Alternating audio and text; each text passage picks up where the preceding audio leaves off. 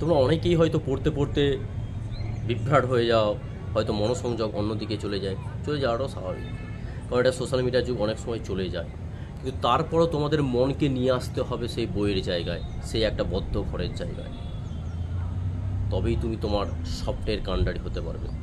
এই স্বপ্নকে স্বপ্নর মতো করে সাজাতে হবে। যে আমি স্বপ্ন দেখলাম, ঠিক আছে চলো, না হলো 1 বছর 2 বছর 3 বছর হলো না, ঠিক আছে চলো ছেড়ে দিলাম, এরকম দেখলে হবে না। দেখতে হবে তোমার বাবা মায়ের স্ট্রাগেলটা, তুমি যাকে কথা দিয়েছো সেই কথার দামটা। তবেই তো তুমি একটা সমাজে প্রতিষ্ঠিত মানুষ হিসেবে পরিচিত পাবে। তুমি হয়তো অন্য চাকরির ক্ষেত্রে দেখবে, অন্য ব্যবসার ক্ষেত্রে অনেক টাকা অনেক মানুষ কামাতে পারে, কিন্তু যখন তুমি সরকারি একটা চাকরি পাবে, একটা সমাজের প্রতি তুমি কেমন সম্মানটা পাবে, সেটা তুমি যখন চাকরিটা পাবে তখন তুমি বুঝতে পারবে।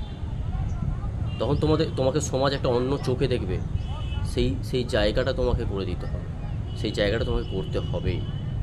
তোমার দেখবে তোমার এখন বাবা মা, আমার বাবা মার ক্ষেত্রেও বলছি যে আমার বাবা মাকেও আমি যখন প্রিপারেশন স্টেজে ছিলাম, অনেক লোকের কাছে তাচ্ছিল সহ্য করতে হচ্ছে, যে তোর ছেলেটা কী করছে রে, এখনও চাকরি পাচ্ছে না, এখনও এতদিন ধরে কী করছে। বলেছে, আমি জানি, বলেছে, আমার মা বলেছে, কিন্তু সেই যে প্রশ্নের উত্তর আমি দিয়েছি, সেরকম তোমার দিকেও তোমার বাবা মার সেই যে অপমান যা সহ্য করছে, সেই অপমানের যোগ্য জবাব দিতেই হবে। পড়াশোনাটাকে সিরিয়াস নাও, ঠিক আছে? পড়াশোনাটাকে সিরিয়াস নাও, যে হচ্ছে না হচ্ছে এরকম নয়, পড়াশোনাটাকে সিরিয়াস নাও, তবেই তুমি নিজের কাণ্ডারি হতে পারবে। তো পড়তে পড়তে তুমি ভুলে যাওয়াটাও স্বাভাবিক। ভুলে যাচ্ছ বলে মনোসংযোগ ভেঙে যাবে এরকম নয়। আমাদের মাইন্ডও একটা নির্দিষ্ট জিনিস ধরে রাখতে পারে, তারপর সেটা ভুলে যায়।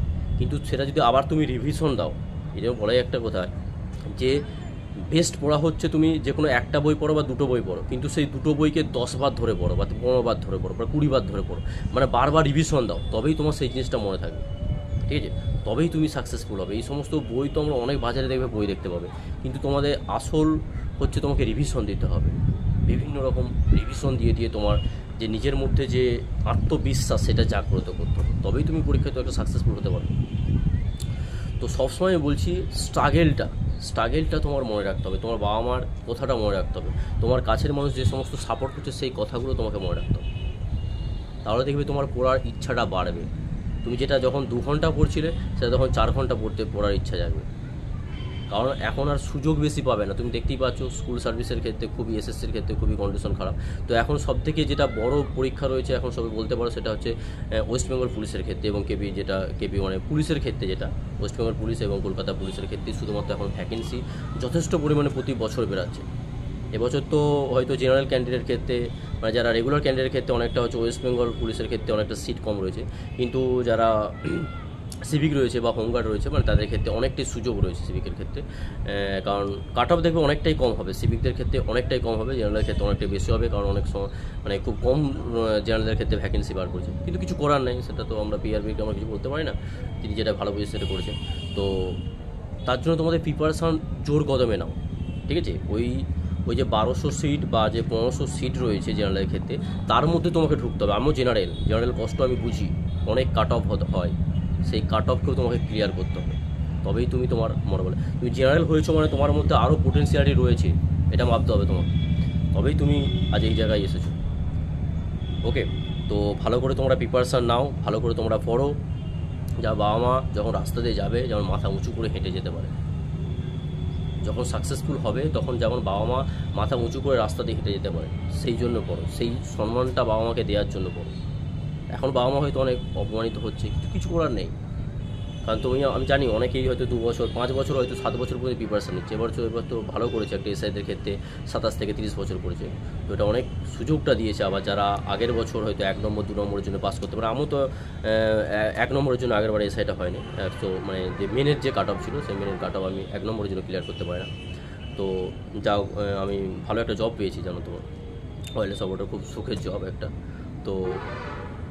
তো যেই প্রিপারেশান নিচ্ছ সেটা মন থেকে নিবে, একবারে পুরো মন হৃদয় থেকে নিবে তোমরা, তাহলে দেখবে তোমার সাকসেস আটকাতে আর কেউ পারবে না।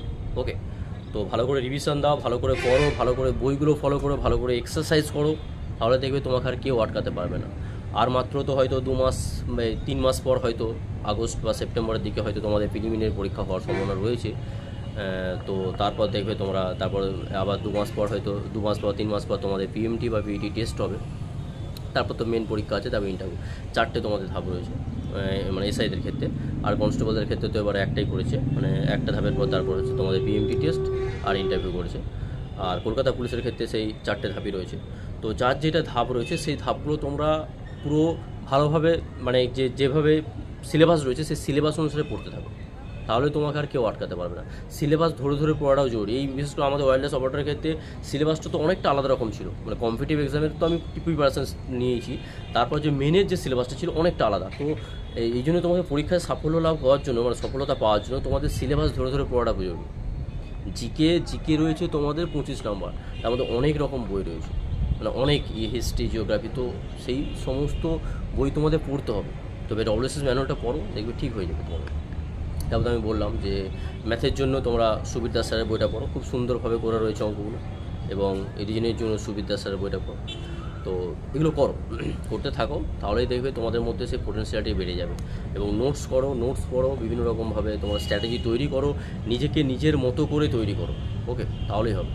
নিজেকে অন্যের মতো নয়, নিজেকে নিজের মতো করে তৈরি করো, নিজেকে নিজের স্ট্র্যাটেজি তৈরি করো, নিজের রুটিন তৈরি করো। নিজেকে ভাবো যে তুমি আজকে যেই জায়গায় এসেছো, আছো যেই জায়গায়, তোমাকে তুমি 5 বছর পর বা 10 বছর পর তুমি তাকে কোন জায়গায় নিজেকে দেখতে চাও, সেইটা সবসময় ভাবো, সেটা সবসময় কল্পনা করো।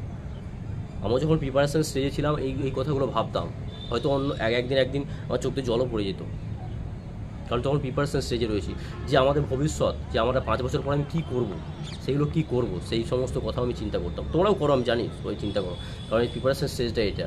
বেকারত্ব অনেক বেড়ে গেছে, এই তো তুমি জানো যে প্রায় 10 লাখের মতো ফর্ম ফিল আপ করেছে, আর সিট মাত্র 10,000। তো বুঝতে পারছো তো লড়াইটা কত দূর, কত বড়, কত লড়াই করতে হবে, তবে তুমি একটা সিট অর্জন করতে পারবে, তবে তোমার মাথায় যে অশোক স্তম্ভ রয়েছে বা যে ইউনিফর্ম রয়েছে সেই ইউনিফর্মটা পরতে পারবে।